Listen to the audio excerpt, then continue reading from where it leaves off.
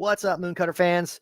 Geoffrey Curry here, as always. I want to, before we get into this week's news and updates episode, first one in a while, I apologize for that.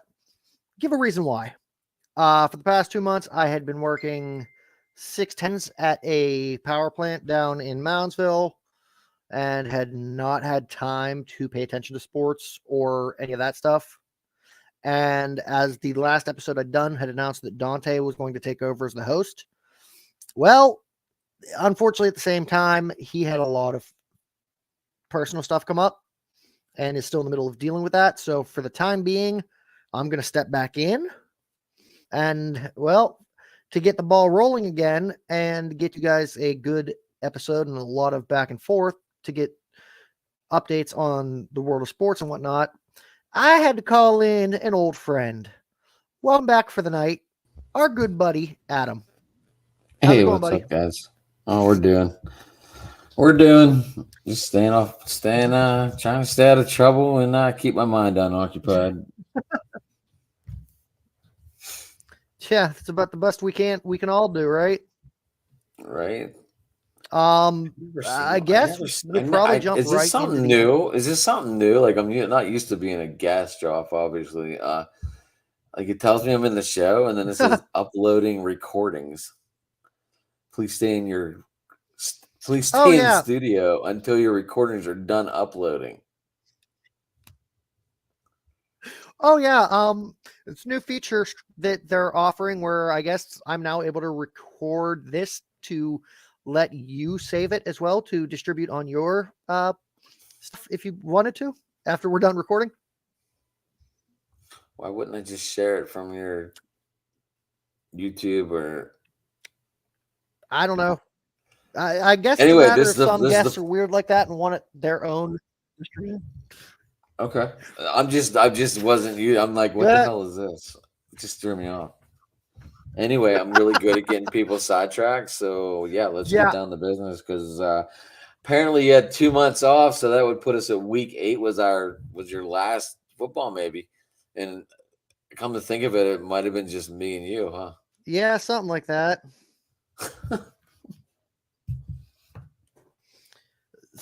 Wait, what? What? I said the last one we did might have been me and you. What'd you just say?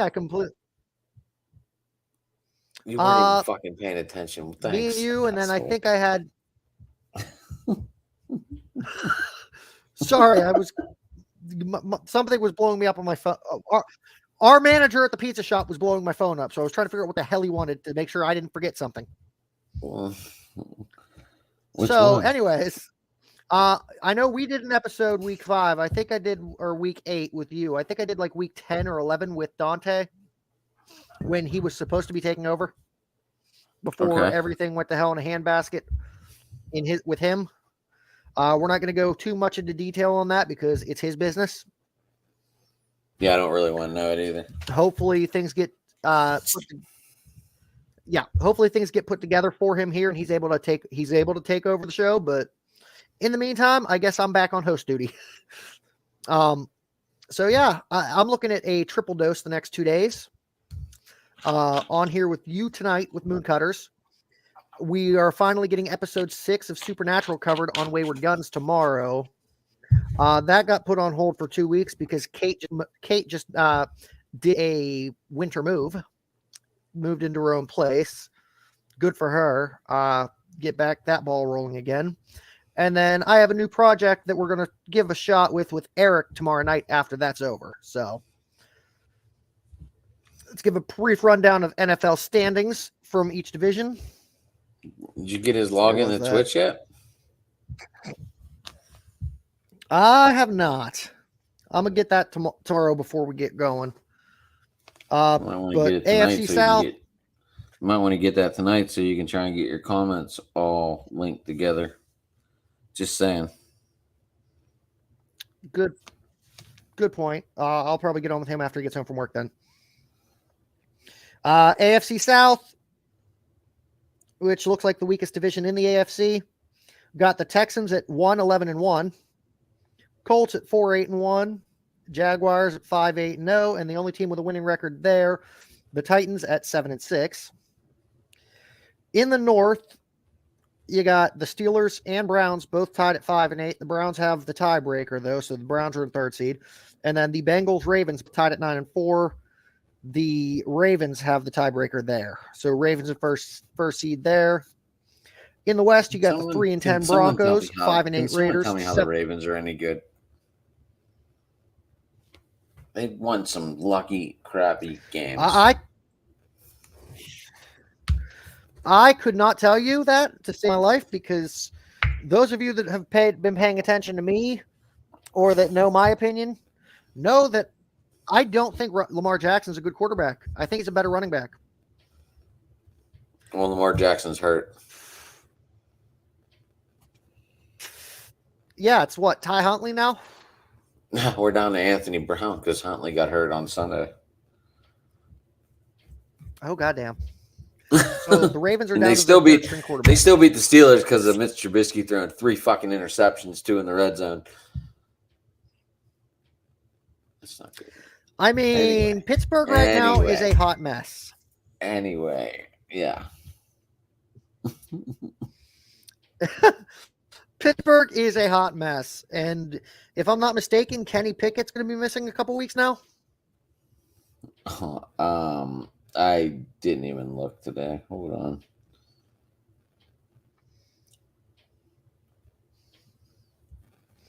I'm clicking on it right now. While you do that, I'm going to finish running over the AFC standings here. We already said Broncos 3-10, Raiders 5-8, Chargers 7-6, Chiefs leading the West at 10-3. And then in the East, the only division without a losing record right now in the AFC at least, you've got the Jets and Patriots at 7-6, the Dolphins at 8-5, and the Bills, who are actually the top seed in the entire AFC, at 10-3. Them Bills are sharp, man. In the NFC, that NFC well, they've South apparently is a been dealing with mess. some struggles. So let's,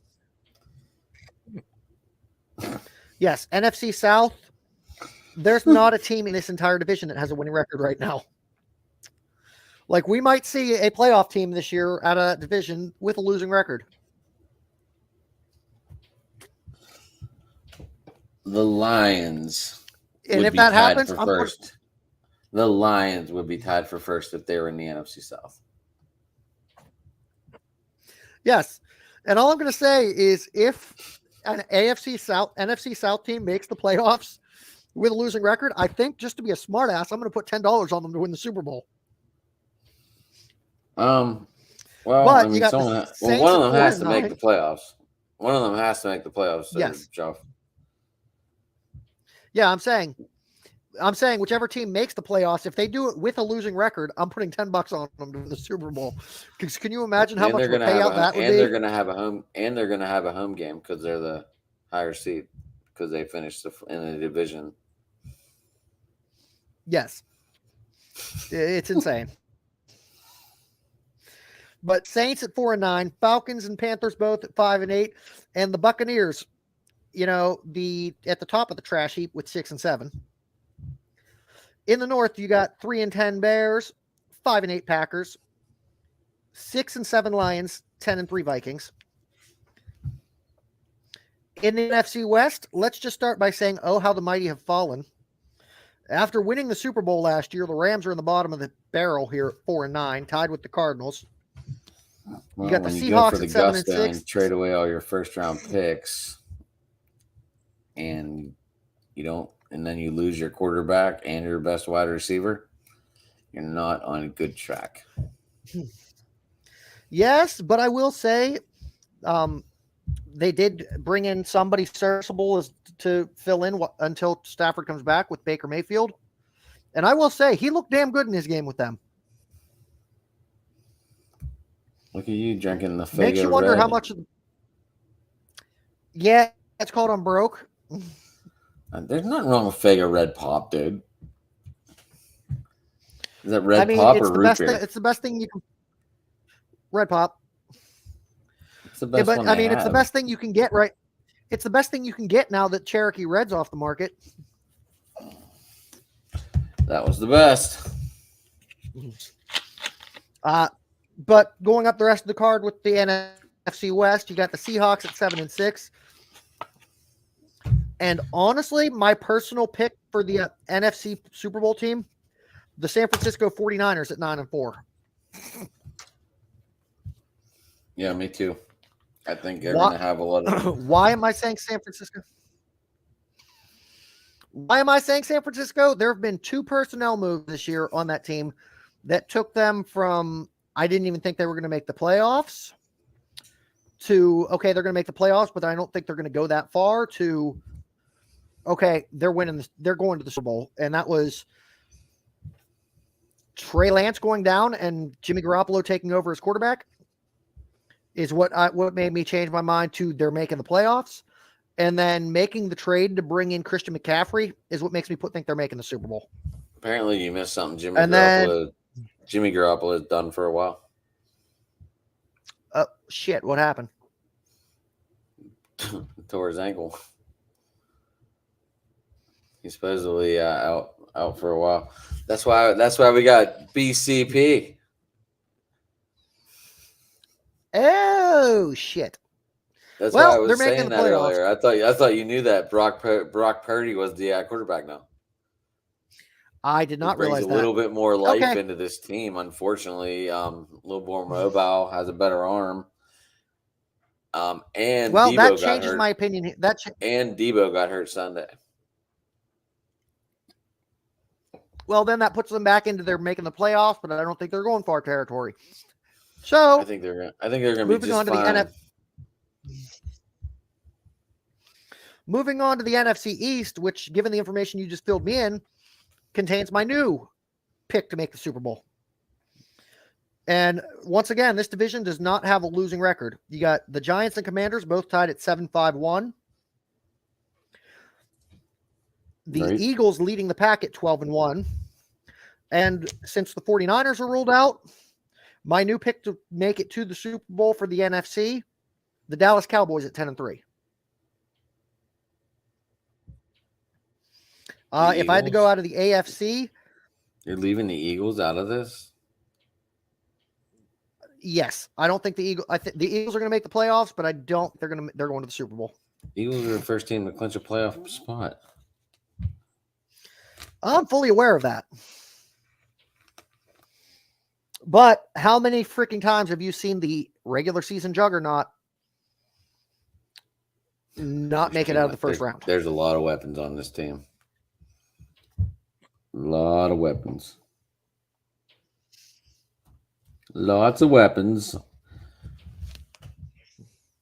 lot of veterans, too. You got Hurts. You got Miles Sanders has 9 touchdowns, I believe. Great fantasy pickup. I'll agree. He had 0 touchdowns last year. Jalen Hurts on fire always with A.J. Brown, and now all of a sudden the resurgence of Devontae Smith. The Eagles team is going to be tough. I'll give that. But how many times do we also see, like I said, the regular season juggernaut not make it past the first or second round of the playoffs? Going with both hockey and football on that coin, plus that bye week in the first round of the playoffs. I hate to say it, is more harmful than beneficial to most teams. Taking that week off kills the momentum for a lot of them. And I think that's going to happen with the Eagles. If we're going to have to go AFC, my prediction for that division, for that conference, I can honestly see Bills versus Cowboys.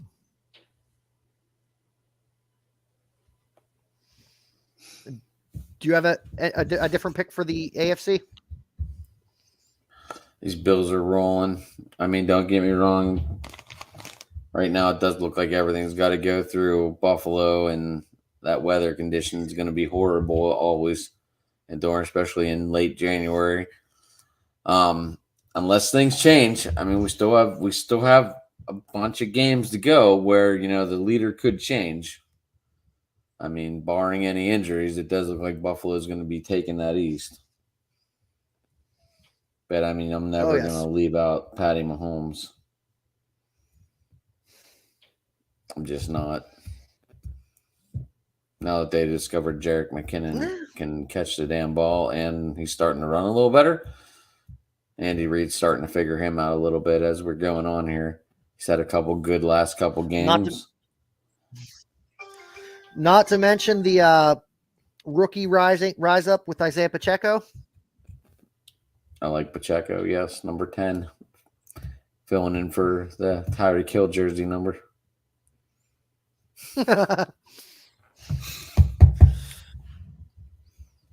But yeah, I think we're gonna get another. We could get another rematch of that AFC Championship game last year, but right now it would go through Buffalo, and who knows?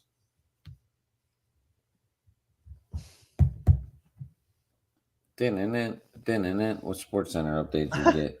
Hey, my cousin Lauren's popping in. How are you doing, Lauren? Hope everything's going well with you. And by the way, since I have not talked to you since the big announcement, congratulations. I can't wait to meet the new cousin here in a few months.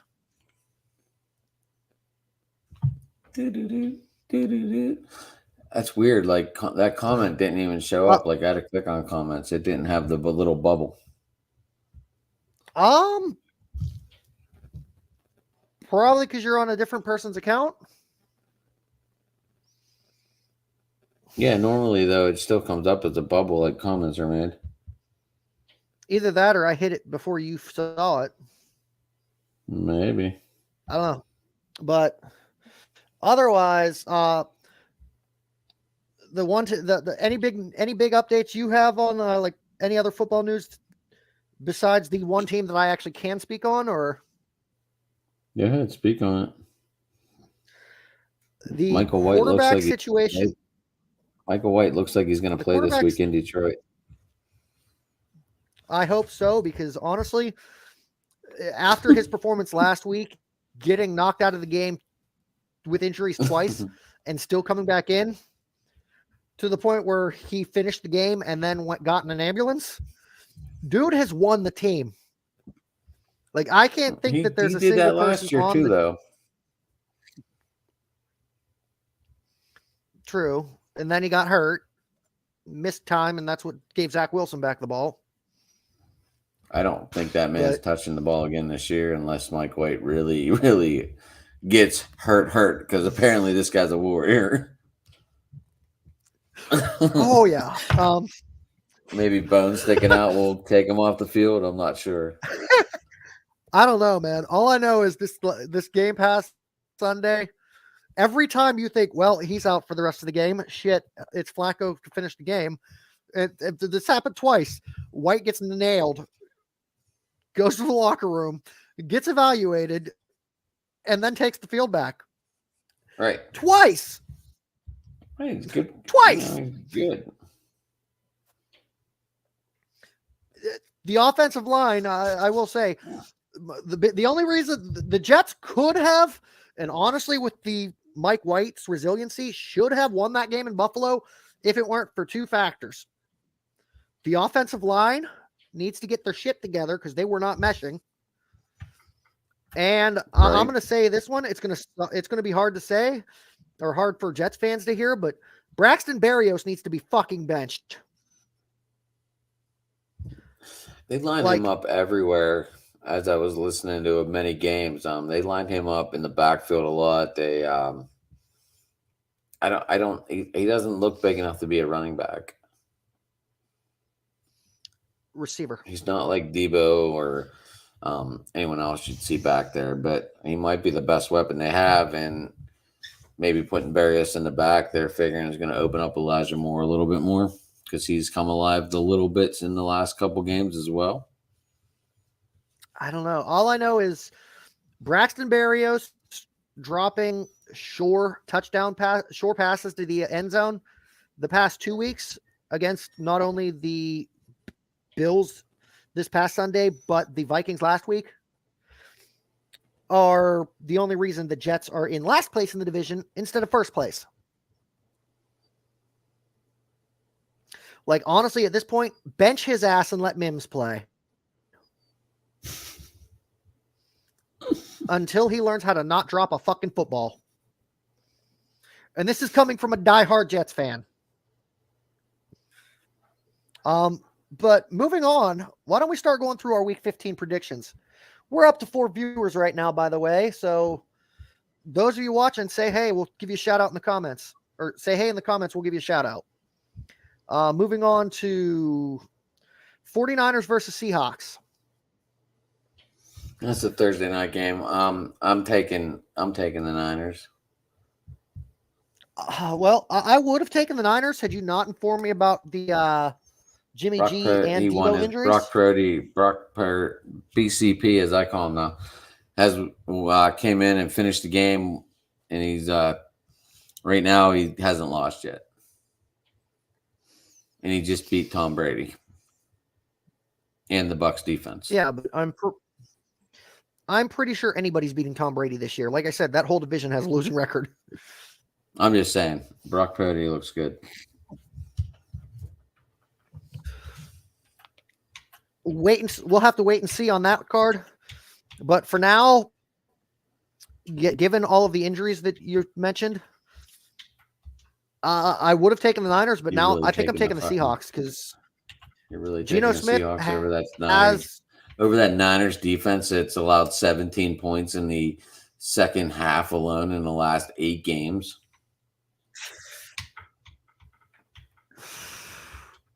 I think I am. The injuries you mentioned are a pretty big deal.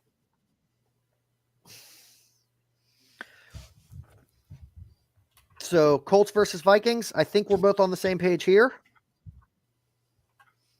Where's it at? Is it in Minnesota? I believe.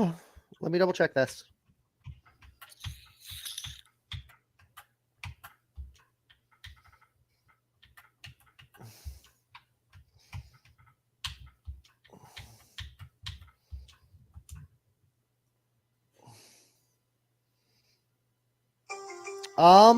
Damn it.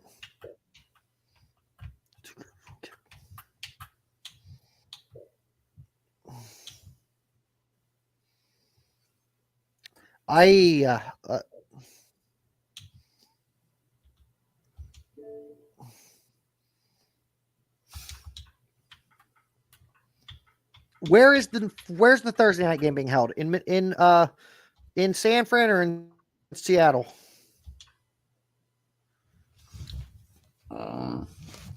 I believe this one's in Seattle. Well, then if it's in Seattle, then the Minnesota game's in Minnesota.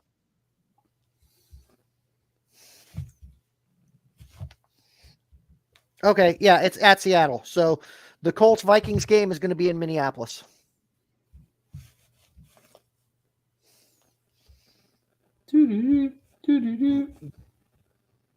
That being said, I think I'm giving this one to Minnesota. Like, Kirk Cousins has been looking so. This whole team has just been almost seamless this year.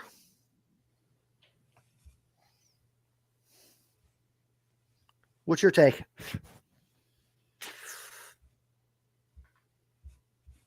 Hold on, I'm trying to get this all cut up.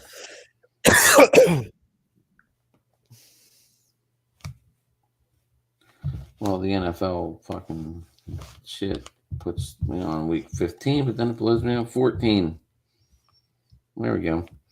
All right, so we got Niners, Seahawks. And in Seattle, I am taking the Niners. Colts, Vikings. Yeah, this Justin Jefferson kid's pretty good. I'm going Vikings. Ravens, Browns. Buddy. All right, we both agree on that one. Are you putting this in your fan bet right now? I have not yet. I will probably be waiting to do that until Thursday. But my picks that I'm making now are the way I'm picking them. Ravens at Browns. Unless Deshaun Watson doesn't show up for the game and they play Jacoby Brissett, I think I'm taking the Ravens. I'm taking the Browns. Sorry, it's even with Deshaun Watson. It's not in me to root for the Ravens. I think my hatred is worse for the Ravens than it is the Browns. I wonder which is worse then, your hatred for the Ravens or my hatred for the Steelers? I don't know. Next matchup, Dolphins at Bills. I'm going to have to root for the Dolphins on this one. Anything that can keep the division close gives the Jets a better shot. All right, first off, these Dolphins have been traveling all over. They stayed out all west all week. They just got in last night, maybe this morning. So this is a quick turnaround. Then they got to go to Buffalo. Unless something changes, Tua looked god awful last night. I mean, I'm hoping the Dolphins win, but I just think the Bills are going to win. Fair enough. I'm going to go with my heart on this one, but I'm taking Dolphins.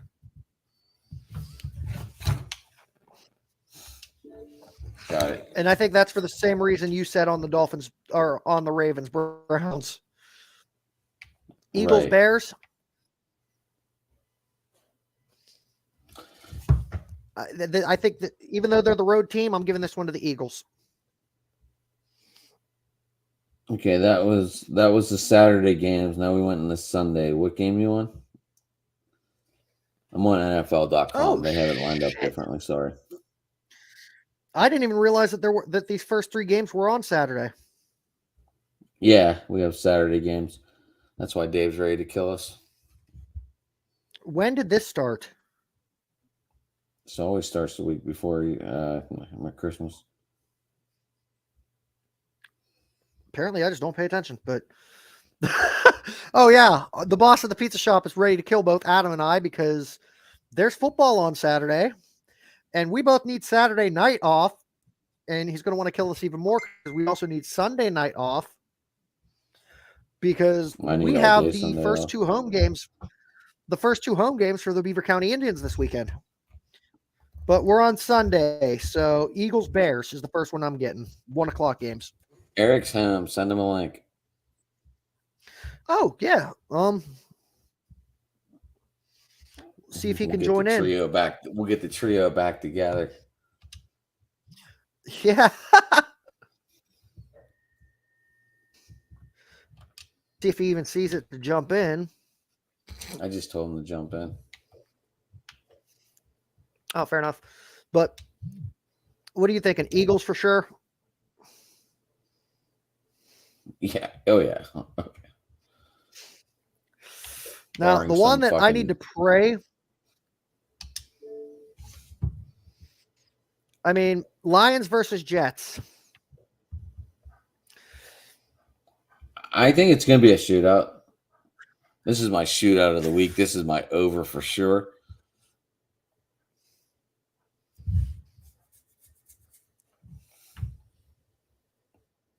I am taking. So who are you taking? I mean, this is both a do or die game for both of them. I'm thinking it comes down to the last few possessions. I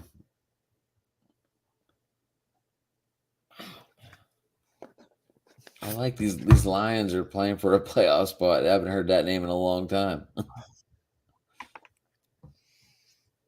Playoff Lions. Well, I'm taking both of these teams are fighting for a playoff spot. I'm taking the Lions. Jamal Williams, Jameson Williams, whatever you want to call it. DeAndre Swift, Josh Reynolds is starting to wake up all of a sudden. Josh Reynolds and Jared Goff are finally getting back on the same page like they were out there in LA. I just feel this Lions team's coming together. Okay. See, I'm thinking the Obs are out. I'm thinking after the Warrior showing that we got from Mike White last week, I think at this point during all week during practice, the offensive line has been getting drilled. And hopefully they do what I said and bench Braxton Berrios. Try that for a tongue twister in favor of Denzel Mims. I think the Jets get their shit together.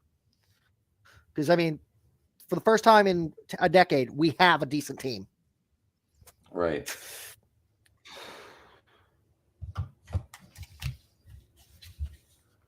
Now, we're talking about which team wants the first overall pick more. Or, sorry, second overall pick, because I don't think anyone's going to suck to the level of Houston. But Steelers versus at Panthers.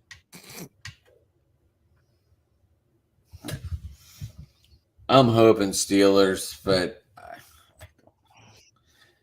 these Carolina Panthers are all of a sudden playing for the division, and Sam Darnold, that's a killer name for you, playing pretty good ball right now.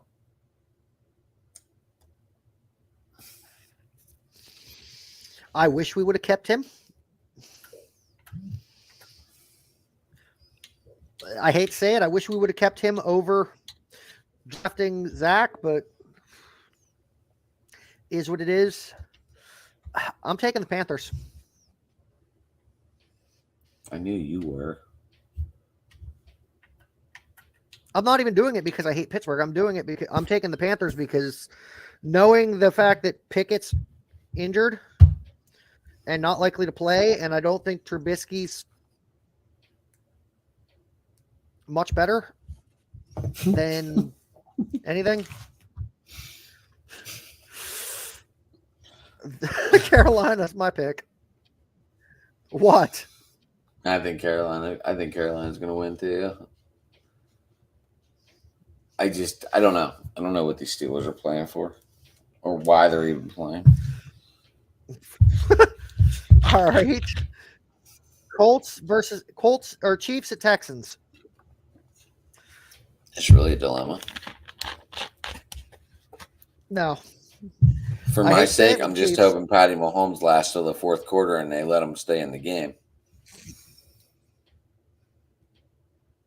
So I beat your ass this week. Is that your quarterback in my league?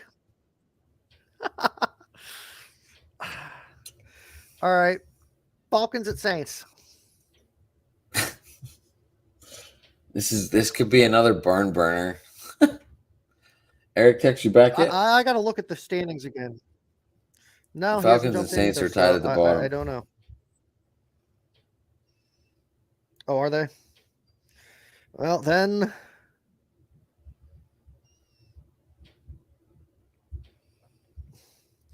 5-8, 4-9. Who's the Falcons got a quarterback now? Ritter. Ritter versus Winston. That's the Saints. They're going with the redheaded. They're going with the redheaded bull. Andy Dalton? Yeah. Oh, well, in that case, I think I'm going to give it to the Saints. I think I'm going to give that game to the Saints then.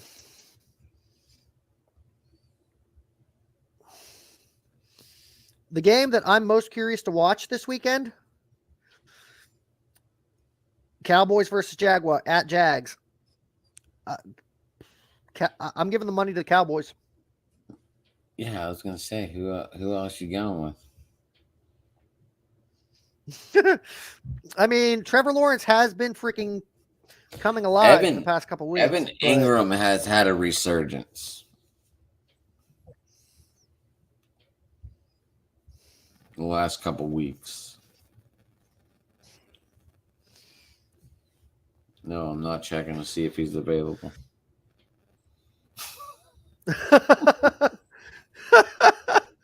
Cardinals at Broncos. I mean, especially after Russell Wilson. No Kyler Murray.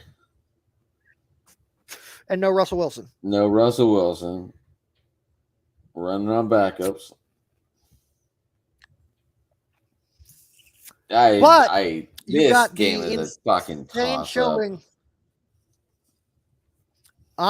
Based off of the success we just saw this past week from one player, I'm taking the Broncos. Jerry Jeudy.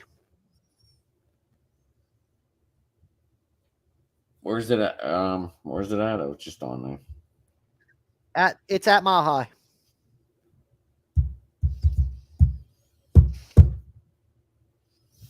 Yeah, I'm going Broncos too, even though it looks like Matt Boone's out and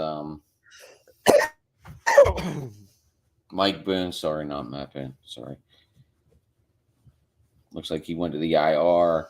Latavius Murray could be carrying all day. Could be.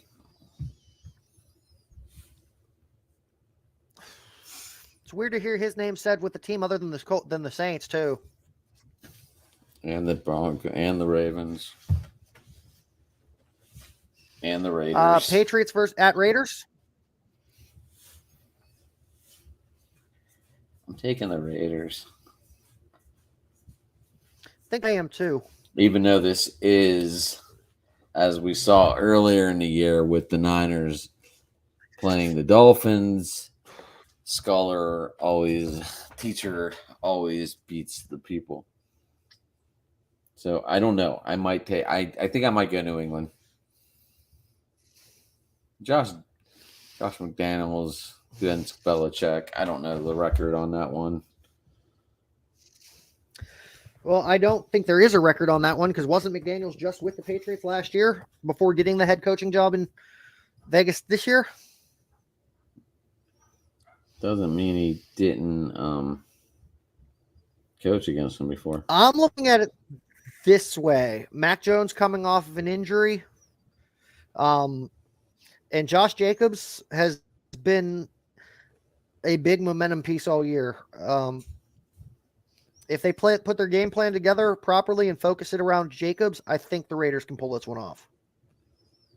If Jacobs even plays. He's been listed as questionable every damn week this year and has not missed a game yet. His pinky is all fucked up. Yeah, he's also played half of his rookie season with a broken shoulder. I don't think a pinky's going to keep him off the field. Well, and I hope you're right. Because then you'll have to. Let me guess, you have him in my league? Then you'll have to root for Josh Jacobs. Yes, I have. I'll have to root against Josh Jacobs, you mean? Yeah. Oh, Jesus Christ. I have him in my other two leagues. Good. You'll be cheering for him then.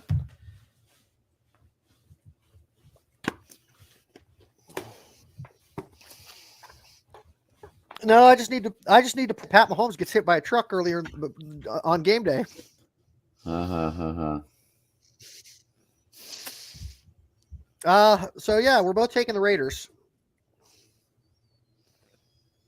Okay, Titans versus Chargers. This is going to be an interesting game.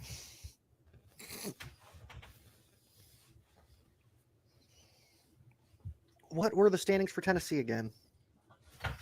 What game? Chargers at 7-6. Titans. Both teams at 7-6. Titans and Chargers. Titans at Chargers. The Titans do have control of the AFC South. Yes, at being the only team with a winning record at 7-6. The Chargers also in the hunt for a wild card spot at this point.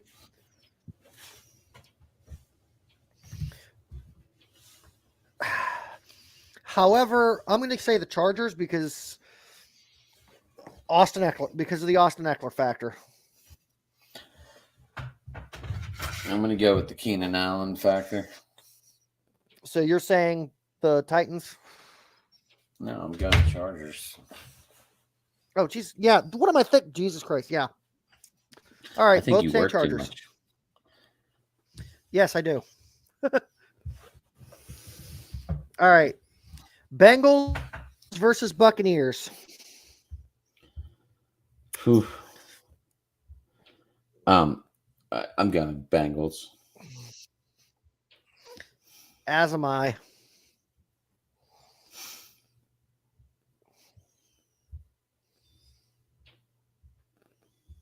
Six and 7 versus what? 9-4.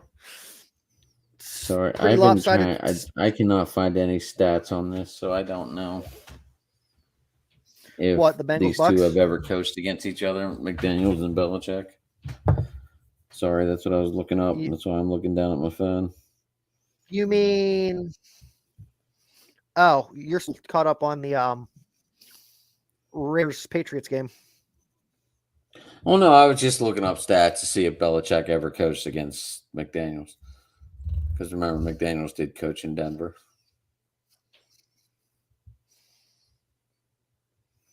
Oh yeah, I forgot about that. Bengals Bucks. We're both taking the Bengals. Yeah, Giants you take at Commanders. This game went to a tie last time these two played.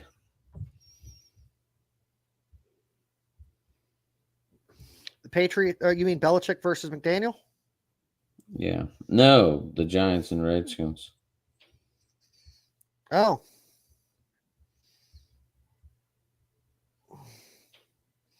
Well, both teams are 7-5-1. So it's a coin flip. Ago, I think 2020 was the final. So that's where they both got their tie in there. Oh, it's a coin flip. Which are you on, Team Carson or Team Jones? Team Heineken. Taylor Heineke's the quarterback for the Commanders now? Yes, sir. What happened to Carson Wentz? He went on IR, and whenever he came back, he just rode the bench. Oh. Well, I think I'm going to take the Giants. I'm going to go Commanders. What's your reasoning? I'm saying Giants strictly because Saquon Barkley can be a difference maker. My reasoning, I'm gonna go. It's in Washington. That's my reasoning. A home field advantage, okay. And then battle of two teams that are both like way underperforming compared to where you thought they'd be. The 5 I don't know how this game versus the 4-9 Rams. I am so confused how they did not move this game out of the Monday night spot. Titans Chargers. Give us Titans Chargers on Monday night. I don't, or even the Jets and Lions on Monday night. I mean, it's a way better matchup. But you know who we get to watch in prime time? Baker. See, which actually is Baker is actually the reason why I'm making the choice I am here. But I think the Rams are going to take this game. I'm going Packers. Christian Watson's on fire. He has 9 touchdowns in 6 games. Aaron Jones is fully healthy now, it looks like, from what I saw earlier. I'm going Packers at home. We might even see Jordan Love. Who knows? I mean, they're already guaranteed to not make the playoffs. So, and there's a lot of talk that they might trade Rodgers after this year. So I read a stat the other day that I was listening to Tom Brady on a podcast, and apparently Aaron Rodgers owns part of Soldier Field now. So not only does he own the Bears, he literally owns the Bears. I'm going to have to look this up right now. Oh, shit. And the Penguins took a devastating blow the other day.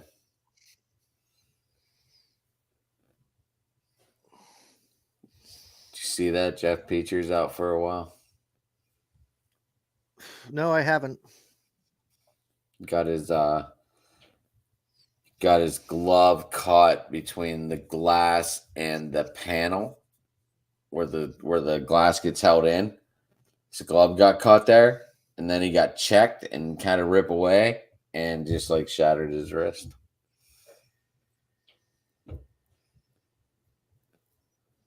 I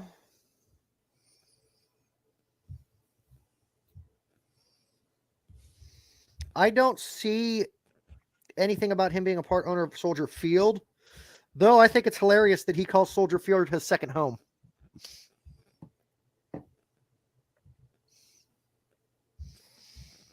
But if it's true that he bought stake in Soldier Field after his comment about I loan you, that would be hysterical.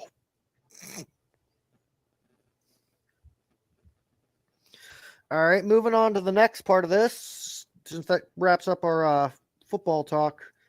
Quick rundown of NHL division standings. We're going to start with the West Conference. Hold on. Ovechkin just netted 800. Ovechkin just got his. I just got that update too. Yeah, you heard my phone going off at the same time you were getting ready to say that. I just got it. Like I was looking at the stat and it's popped up and said Ovechkin got 800. He's gonna pass Gretzky. On goals, yes. I could see that happening. I don't think anyone's ever going to catch him on assists, though. We're going to start with the least interesting division to me, the Central. At a record of 7, bringing up the bottom of the Central at a record of 7-15-4, 18 points. You got the Blackhawks with a record of 9-13-4, 22 points. You got the Coyotes, record of 13-15-1 for 27 points. The Blues, 12-12-3 for 27 points. The Predators, 14-10-2 for 30 points. The defending Stanley Cup champion Colorado Avalanche, at 15-11-2 for 32 points. The Minnesota Wild. I guess Marc-Andre Fleury's been giving them some success this year.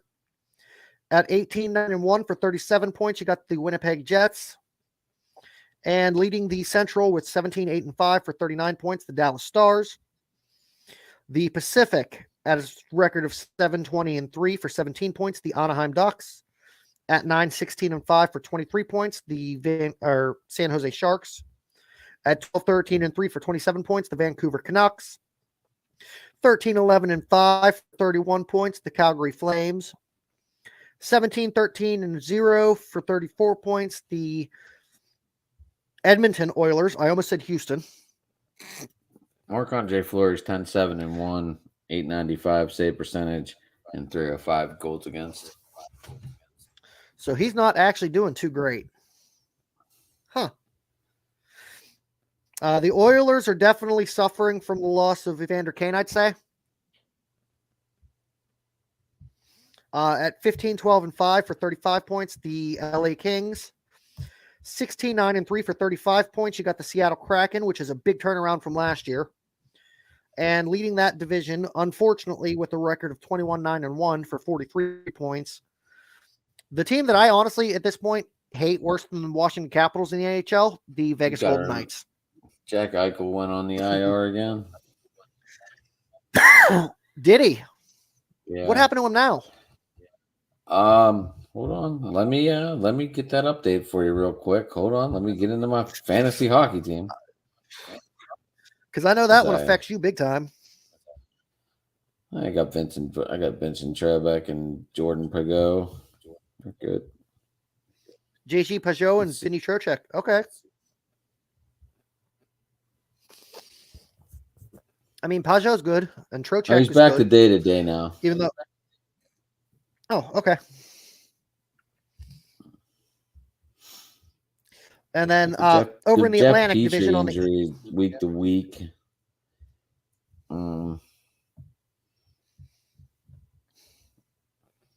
Yeah, so look, I've got 3 players on IR right now.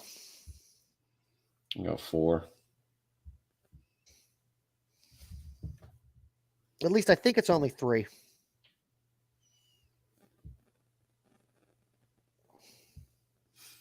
Nope, I got 4 people on IR and only 2 IR slots. I'm not Wow, dropping either 2 unless the one of these... Maple Leafs beat the Ducks 7-0.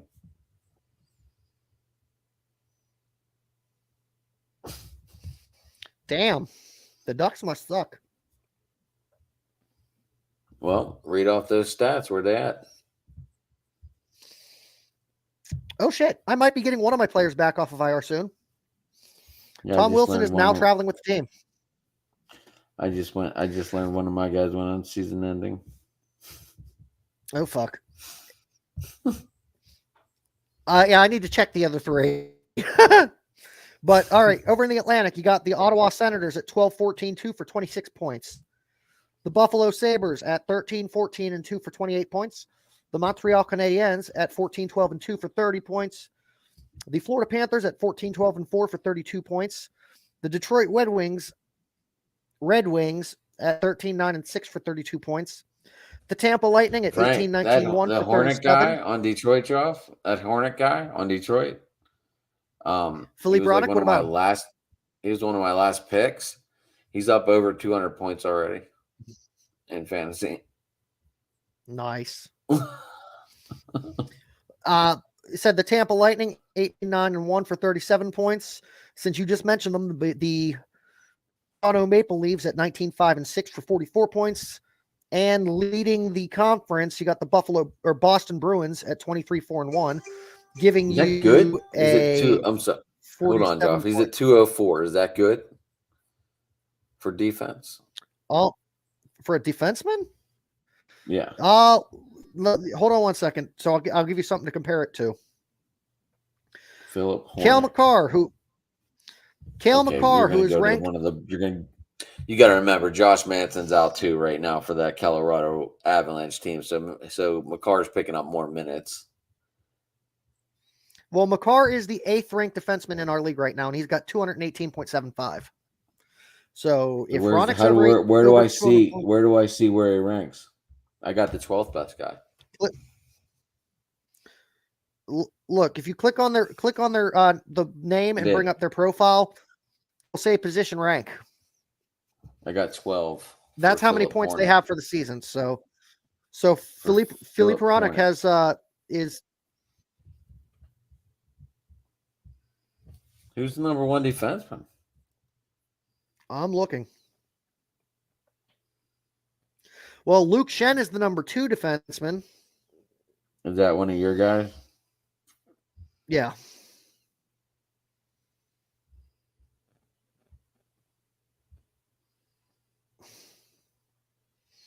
I don't know who the number 1 is right off the top of my head.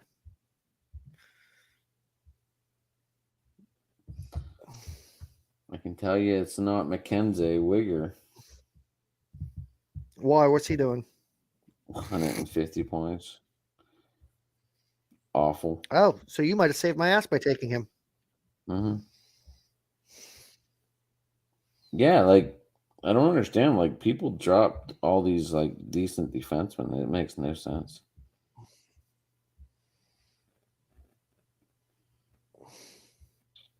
Is there a quicker way to look this up?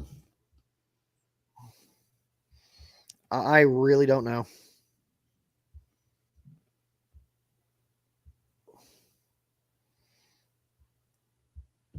Yeah, there's got to be.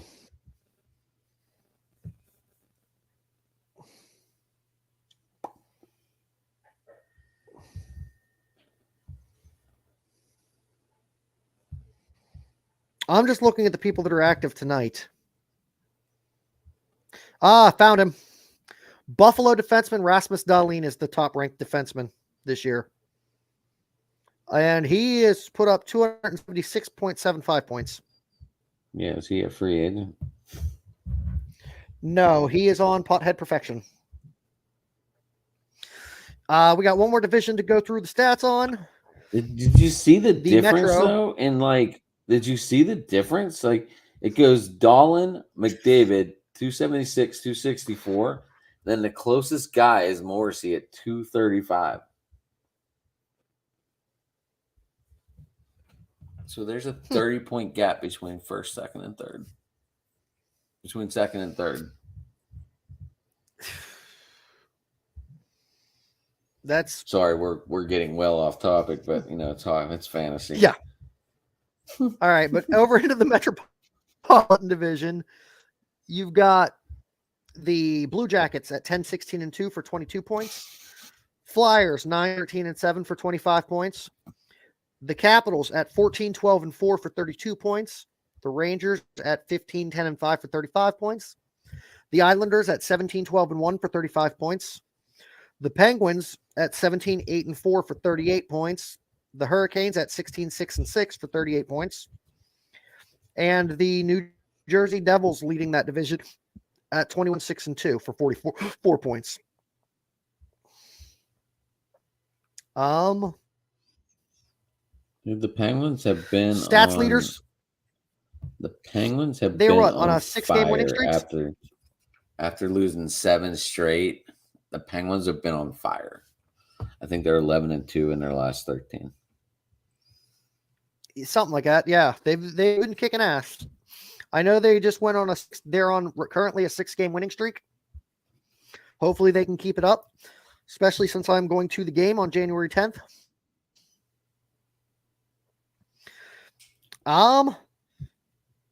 Moving on to stats leaders, we're going to start with goaltending.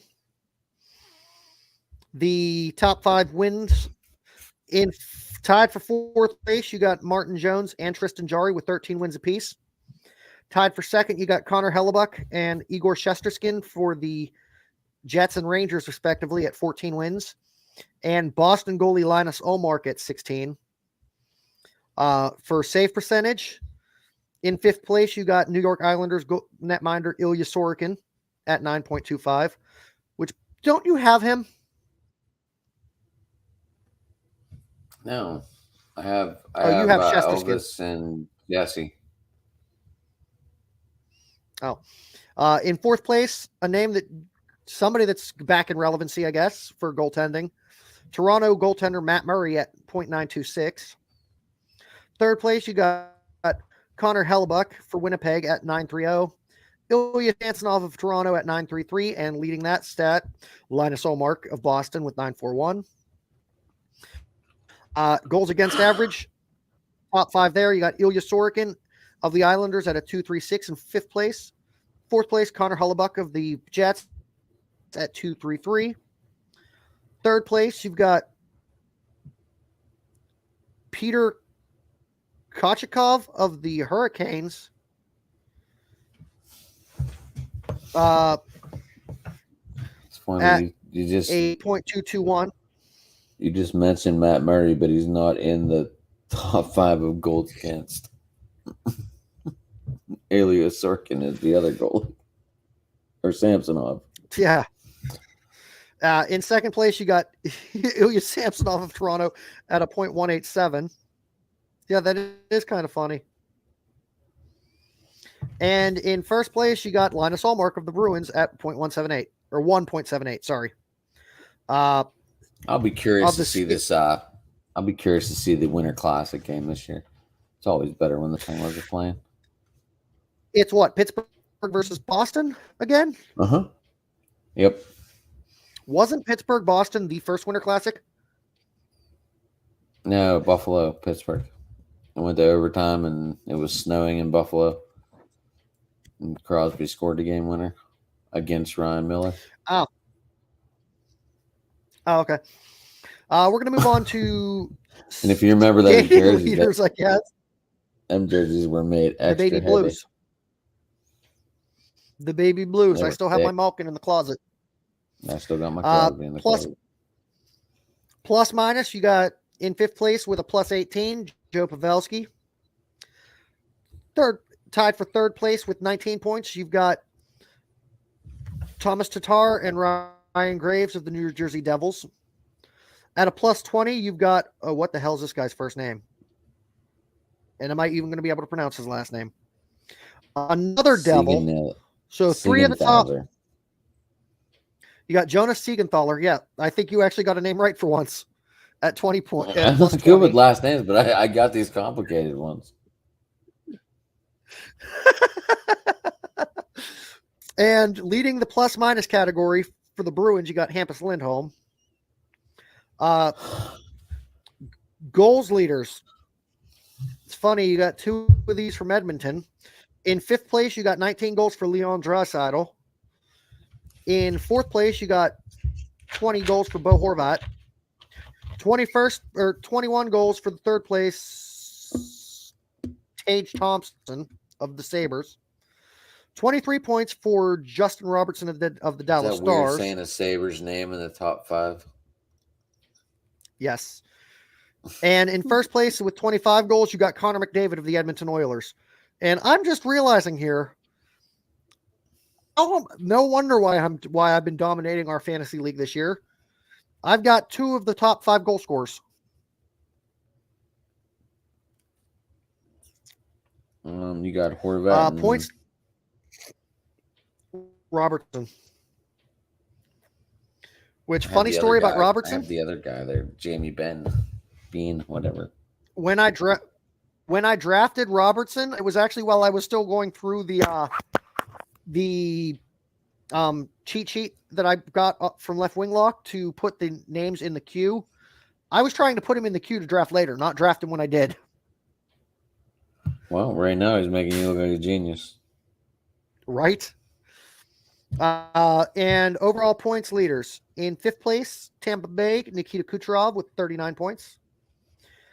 4th place, you've got, the hell was his first name again? Tage Thompson of the Buffalo Sabres at 41 points. 3rd place, you got Justin Robertson with 42 points. And 2nd and 1st place points leaders are both from your Edmonton Oilers. Leon Draisaitl with 46 points and Connor McDavid with 55 points. So funny. You hear them 2 names and you would think that the Oilers would be higher than 4th place. Right. They probably would be if it weren't for the injury to their 3rd big goal scorer. Yeah, but that's still the first line. Well, that's all they have. No. That's all they have. Yeah, but McDavid's on the top line. Draisaitl and I'm drawing a major blank right now. Evander Kane are both actually second line. Or Jesse, as I call him, because I cannot pronounce that last name. You talking about Puljujarvi? What is it? You talking about Puljujarvi? Jesse? Yeah. I call him Jesse. I mean, that is his first name. Now, we've also got some interesting setups here on the team stats. Shutouts. Tied for 4th place, you got the Boston Bruins and the Carolina Hurricanes, each with 2. And then a 3-way dance for 1st place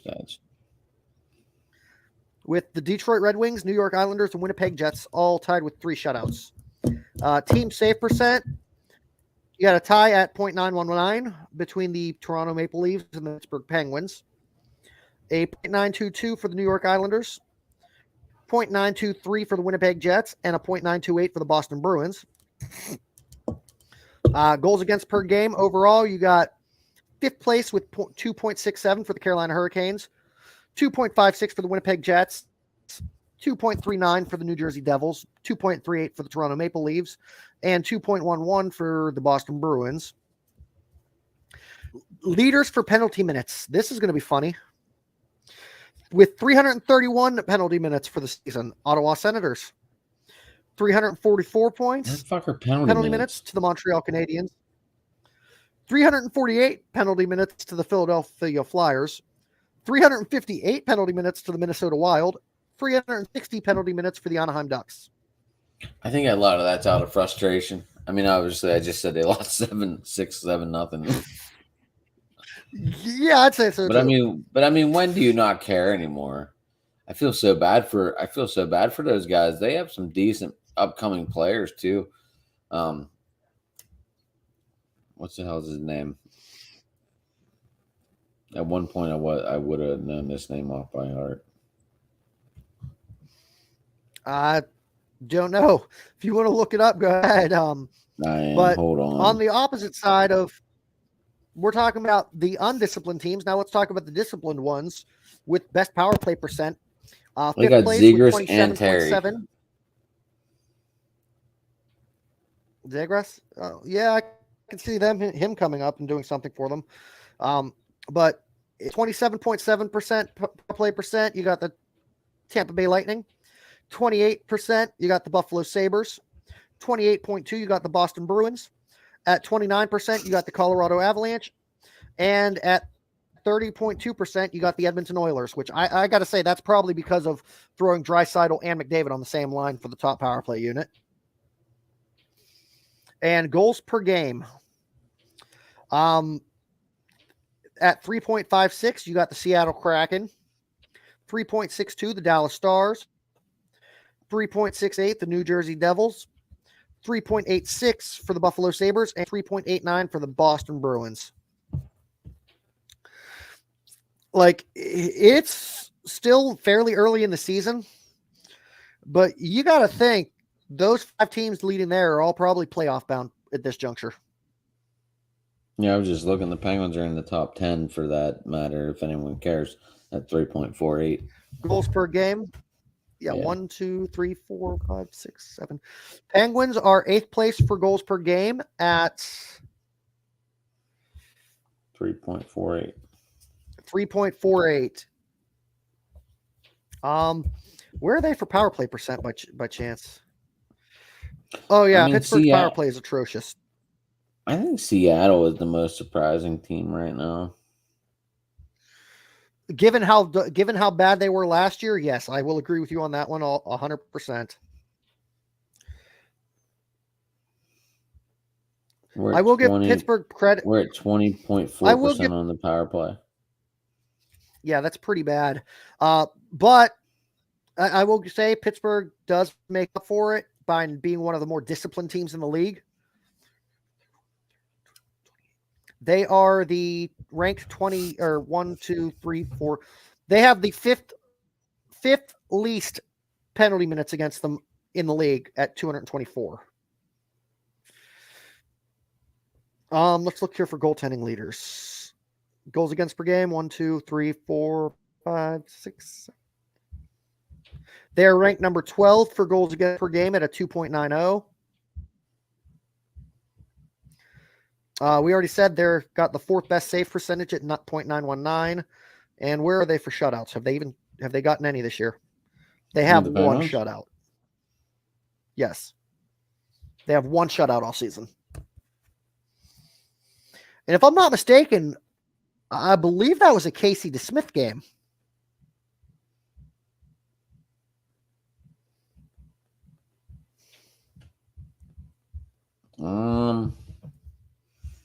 Let me see.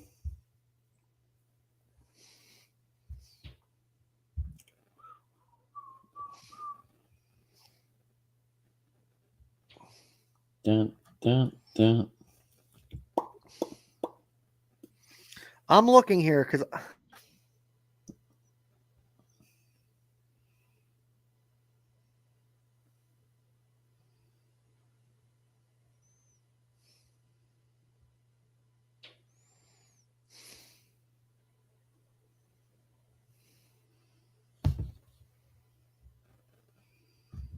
I don't give a fuck who teams got shutouts against these motherfuckers.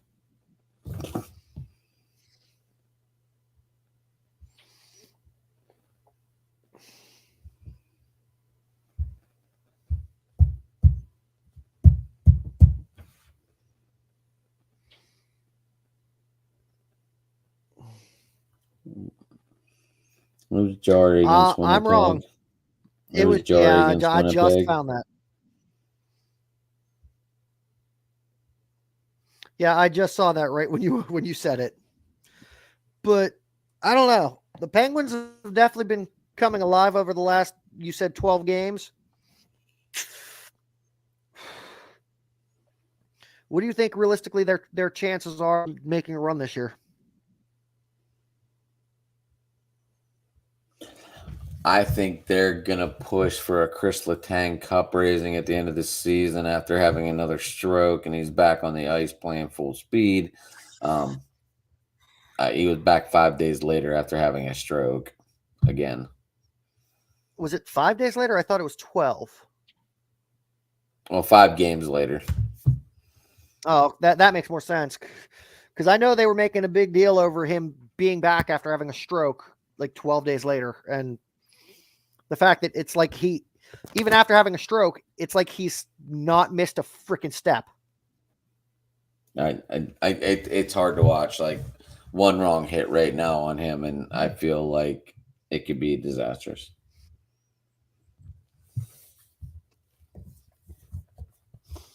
Do you think this is the do you think he hangs it up after this year?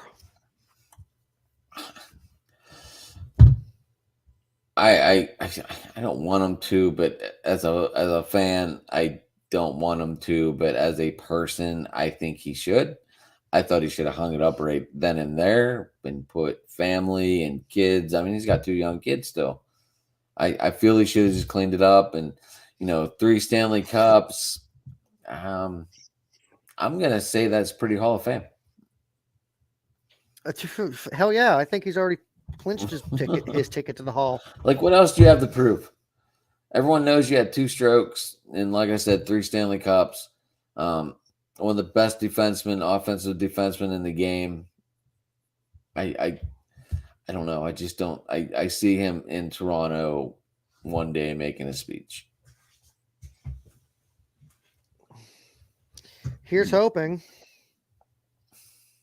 Hoping this should be a first-time ballot. I agree on that one, but there's even if he came back as a coach. Even if he came back as a coach, I mean, I'd be okay. Definitely. I definitely think he should be a first ballot Hall of Famer, given the career he's had and the fact that he's been like not just for the Penguins, but across, like you said, across the league, one of the best offensive defensemen in the game. But we can also look at different sports and say that there are people that should be in the halls that aren't, and there's people that are in the halls that should not be. It's going to be a topic of discussion forever. Honestly, this might be that might be a topic to do on one of your program at some point. Yeah, we talked about this one night, and we're like, how long do we have? I just started laughing at that moment. Well, let me know if you do just bring that discussion up. I mean, it had to be broken down like per thing, True. Like some people say Joe Buck shouldn't be in there. People are saying that Pete Rose. There's some people that say that Pete Rose should be in there. That would be like a 4-hour debate, and I think he should be in there as a player and not in there as a coach. All-time hit leader. Holy moly! I definitely think he should be in there as a player, but he never will be because of the whole throwing the World Series debacle. World Series, he was betting on his team he said he was betting on his team to win. No, he was betting on the White Sox to lose, and they lost. No, he got caught gambling on his team when he coached the Cincinnati Reds. You're thinking of Shoeless Joe. Yeah, but you're thinking of Joe Jackson. Oh, maybe. The 1929 White Sox scandal? White Sox? Yeah. Yeah, Pete Rose. I might be way off then because I thought that was. Oh, then I'm apparently way off on that. My bad. Well, in that case, Evander Kane should be fucking ruled out of contention because he was betting on the freaking Sharks to win when he was there. I don't understand. I don't understand. Both dimensions are so messed up where it's not even funny. You know what I mean? I mean, I can definitely see if you're betting on the team that you're with to lose and you lose, that being thought of, yeah, this is not that there's something screwy with this. But if you're betting on your team to win and they do, obviously you're betting on yourself to do well. and you're backing it Right. up. So that's a whole different discussion. For a whole nother day. Oh yeah. I hadn't thought about this, but I think it's worth mentioning since this is his last cup or tournament. But it looks like, if I'm not mistaken, Argentina clinched a trip to the final. They did. Lionel Messi has the most goals in the World Cup right now for this year. Yeah, I think he has 5. I think he had the most assists too, from what I was reading. It was Lionel Messi and the other guy that they're playing today, Portugal, I believe. No, they played against Croatia today. Okay, it was one of those two's last World Cup matches ever, and it was the other guy. I forget his name though. It looks like Argentina will be going on to play against the winner of tonight's matchup. So I was just we're just talking about Linus Umark. Yeah, what about I just came across a tweet that said Patrick Roy has a poster of Umark in his room. That's fucking hysterical. But so yeah, Lionel Messi could be racing the World Cup in his last year. That all depends on what's this? It Saturday, December 17th will be the final game. No, that's the third place finish. The final will be Sunday, December 18th, as Argentina and Lionel Messi take on the winner of tonight's France versus Morocco matchup. France wins. They're the defending World Cup champions. I think they should win pretty easily. And Lionel Messi should be a good final if it is France and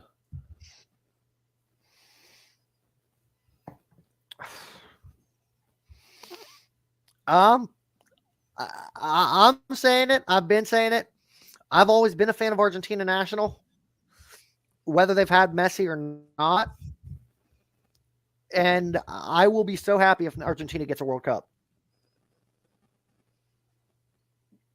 Be their first one in how long?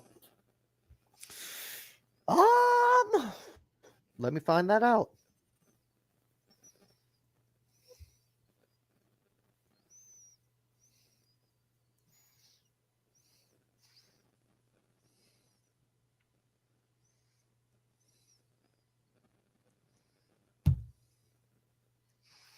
Last time Argentina won the World Cup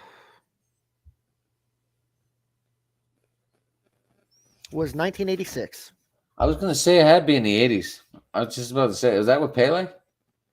That was Pele's final years?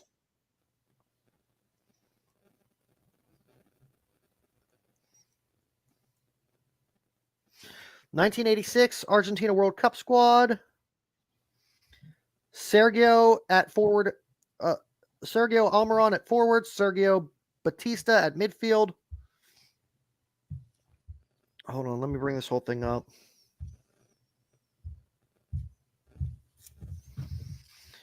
Ricardo Bacchini at midfield. Claudio Borghi at midfield. Jose Brown as defender. Daniel Passarella as defender. Jorge Burruchaga at midfield. Nestor Clausen as defender. Jose Sushifo as a defender. Diego Maradona at midfield. Jorge Valdana at forward, or maybe it's George Valdana. I'm not sure. Hector Enrique at midfield. Oscar Gare at defender. Ricardo Giusti at midfield. Luis Islas at goalkeeper. Julio Olarticoechea at defender. Pedro Pasculi at forward. Neri Pompudo at goalkeeper. Oscar Rigeri as defender. Carlos Tapia at midfield. Marcelo Trobiani at midfield. And Hector Zeleda as a goalkeeper. So, no Pele. I thought it was. I don't know why.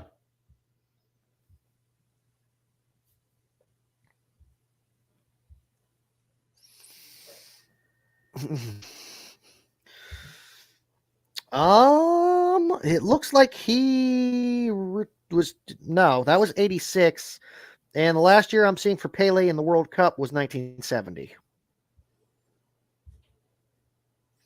Okay, And I'm a little off. I was 9 years old. Leave me alone. And Pele also played for, I'm seeing here, Pele also played for Brazil, not Argentina.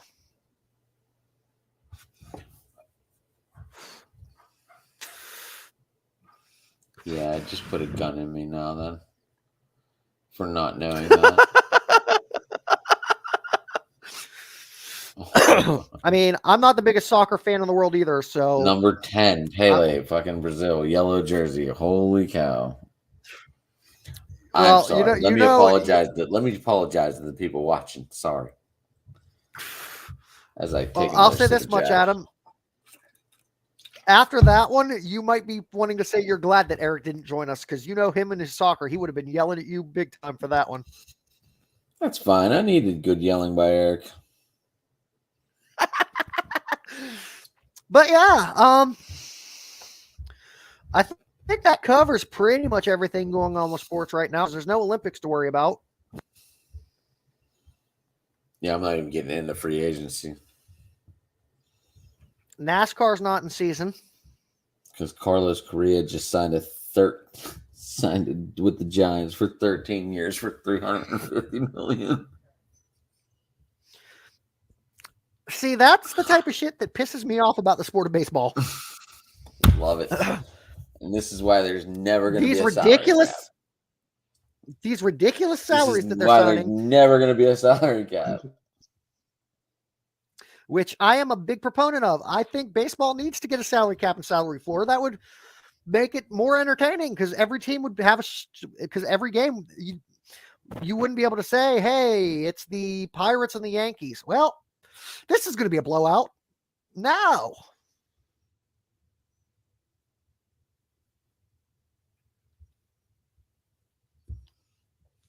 And Governor Abbott today just said he's putting up the wall by himself. What? The Texas governor just said he's putting up the wall by himself. Doesn't care what the president says. I just read that. But anyway, there's never gonna be a salary cap in baseball, and this is why. Because they keep signing these players to 10, 11, 12, 13-year deals, and they keep doing it so there can't be a salary cap. So there's no way to interrupt these people getting paid their money that they're owed. These managers are so smart and able to bypass all this crap that it's awesome. Because if you look at the Oakland Athletics payroll, it has a 0 next to it. For this year, it has a fucking 0. Look it up. Fucking how? I don't know. I just saw it when I looked the other day. I started laughing my ass off. And then whenever you go look and see they signed someone, it never tells you how much they signed them for. Oh, I know. Believe me, if we were on my page right now on my StreamYard, I could show you. I had pictures. Well, I'm seeing that their estimated final 2022 payroll was $50 million, and the estimated 2023 payroll is 45. That's what I'm saying. Okay, well maybe it just updated then because when I was going to do my show tonight, actually, but things got a little postponed in my world over at Driving to the Top over there. Little frustration going on. Anyway, when I looked the other day, it had the Oakland Athletics at number 30 with a 0 payroll for 22-23. For 2023. We're not going to go into the what's going on over there, but back to square one, baby. The only thing I can say is that was the bed that you made. So I didn't make any bed. That's probably the problem. I didn't make the bed. Oh shit. No, sometimes Joff, Anyways, people just have a different direction than what you were thinking, so they break off. Just the way it is. Yeah, I'm pretty sure I learned that myself a couple months ago. Yes, you fucking did. You fucking. But we're still cool. I mean, we're still podcasting. Obviously, we're still doing shit. Obviously, we're just going to stick to passive aggressive shots right now.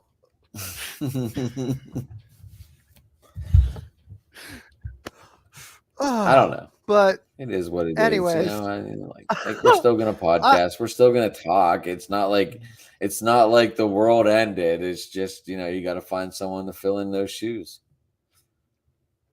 Yeah, I'm fucking in my world. Those are pretty big fucking shoes to fill, man. But I'll figure it out. I'll get it going. I'm not gonna let my people down. Anyways, we've been going for about an hour and a half. Let's cut this sign off here, and then we'll discuss more of that shit on the side after we get off the air. Gotcha. At Sports Talking. Anyways, hit me on Twitter. Yeah, bitches. You can follow Adam at Adam at Sports Talking It, at Biggs242424, at Driving to the Top Productions. What was the other one? At Hammer Time Pit. I don't even know if I have that account anymore. I'll be honest with you. I'm sure I do. I'm out of room to log in this shit. That's my problem. Got it. But yeah, you can follow him there. Make sure you're following me at TJE Jokers, my personal page. Sports Talking by the Lake. Cleveland. Oh. Anyways. Wait, which way am I going? Follow me at TJE Joker. I don't know which way you're going, man. Well, my problem is the camera. I got to point the opposite direction where I want to go. Follow me there. Follow MoonCutters Sportscast's page at MoonCutters. Follow us at Running Force Productions on Facebook. And most importantly, if you want to help this network grow, get to the point where we got some money coming in, can show sponsors that we're worth investing in, make sure you like, subscribe, follow us on YouTube at Running Force Productions. This is Geoffrey and tonight's special guest, Adam, who I have a feeling you might be seeing more of on here as things go on. Signing off.